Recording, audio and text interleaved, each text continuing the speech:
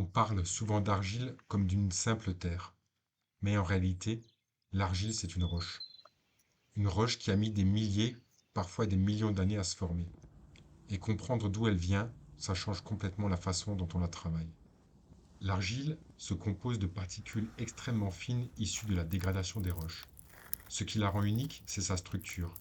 Des minéraux en fines plaquettes, invisibles à l'œil nu, qui donnent cette plasticité quand on ajoute de l'eau. À l'origine, il y a des roches comme le granit, le gneiss ou les schistes.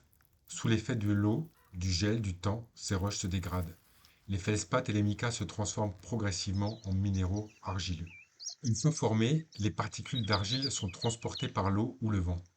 Elles voyagent sous forme de limons, parfois sur des centaines de kilomètres avant de se déposer quand l'eau ralentit. Avec le temps, ces dépôts s'accumulent en couches. La pression, le compactage et la déshydratation transforment ces sédiments en roches argileuses. C'est pour ça qu'on voit souvent des strates dans les affleurements d'argile. Toutes les argiles ne se ressemblent pas. Certaines sont très plastiques, d'autres beaucoup moins. En céramique, on travaille presque toujours avec des mélanges naturels ou formulés pour équilibrer plasticité, solidité et température de cuisson. En poterie, l'argile est une matière vivante. Elle réagit à l'eau, au séchage, au feu. Chaque terre raconte une histoire géologique différente. Et c'est ça qui fait toute la richesse de la céramique. Comprendre l'origine de l'argile, ce n'est pas juste de la théorie.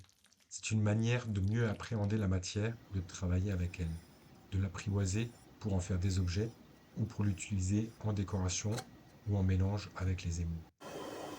Tu veux voir comment je prépare l'argile récoltée? Abonne-toi.